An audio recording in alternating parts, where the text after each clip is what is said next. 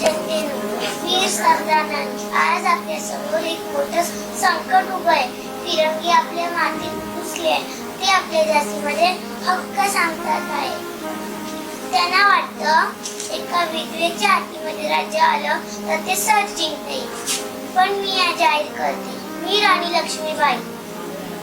माझं राज्य कोणाच्या दयेवर नाही. आजपासून प्रत्येक स्त्री पुरुष सैनिक आहे.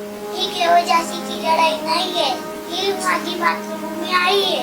अरे फिरंगी, मी तुमच्या तोफांना घाबरणार नाही. जर हिंमत असेल तर माझ्या झाशीची सामना करा.